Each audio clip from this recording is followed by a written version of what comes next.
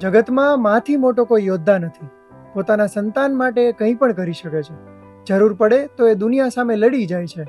ગમે તેવા કપરા સંજોગો સામે પણ લડી શકે છે, પણ પોતાના બાળકનું પેટ ભૂખ્યું રહે એવું તો ક્યારેય જોઈ નથી શકતી.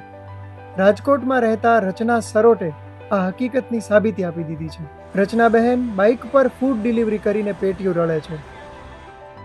इससे पहले भी मैंने 2-3 जगह पे जॉब के लिए ढूंढा, जॉब नहीं मिलती थी तो घर काम के लिए ढूंढा। एटलीस्ट मेरे बच्चे के साथ साथ मैं काम तो कर लूँ, लेकिन हर किसी ने मना ही किया कि आप बच्चे के साथ ये काम नहीं कर सकते। इसलिए घर में गाड़ी थी तो धीरे धीरे वही से गाड़ी चलाना सीखी और वही से हम काम करना सीखी। મૂળ ઉત્તર પ્રદેશના રચનાબહેન છેલ્લા ઘણા સમયથી એમના પતિ અને બાળક સાથે રાજકોટમાં રહે છે.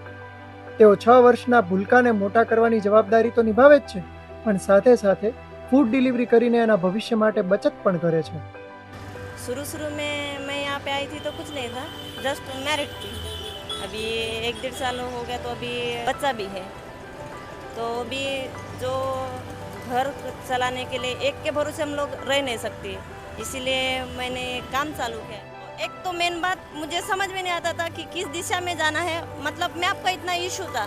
और दूसरा इशू की था कि मन में एक रात को जो मैं जोमेटो चालू करती थी तो मन में एक ऐसा डर था कि कोई 2-4 लोग आए मुझे पकड़ के लेके जाए, ये मन में बहुत डर था।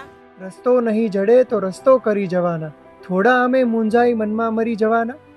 આજે ભણેલી ગણેલી ઘણી યુવતીઓને પણ કામ શોધવામાં અને રોજગાર મેળવવામાં તકલીફ પડે છે, પરંતુ સેંકડો મહિલાઓને પ્રેરણા આપનાર રચનાબહેન એમના સંઘર્ષ વિશે કહે છે કે શરૂઆતમાં તો ફક્ત પતિની એકની જ આવક હતી, પરંતુ કારમી મોંઘવારીમાં ઘર ખર્ચ કાઢવામાં અને બચત કરવામાં તકલીફ પડવા માંડી અને પછી એમણે કામ શોધવાનું શરૂ કર્યું. किसी जेंट्स ने अगर ऑर्डर किया तो वो पहले बोलता है कि आपके डिलीवरी बॉय को फ़ोन दीजिए और वो वाला आगे की मतलब आपका जो ऑर्डर है वो आके देगा। फिर उनको बताना पड़ता है मैं ही डिलीवरी ऑर्डर करती हूँ, तब जाके वो कंफर्म करते हो, फिर वो ऑर्डर लेने के लिए आते हैं। તેઓ કહે છે કે કોઈ પણ કામ નાનું નથી હોતું, ધગશ અને ઈચ્છા શક્તિ હોય તો કોઈ પણ કામ કરી શકાય છે. लोग के सोचने से आपसी घर गृहस्थी चलती नहीं है। लोग तो क्या आज बोलेंगे, 2 दिन बोलेंगे, 1 हफ्ता बोलेंगे, 1 महीना बोलेंगे, उसके बाद बोलना छोड़ देंगे। सर, आपकी बाकी की ज़िंदगी आपको ही जीनी है। अगर लोगों के बारे में आप सोचते रहेंगे तो आप जहाँ थे आप वहीं पे रहेंगे।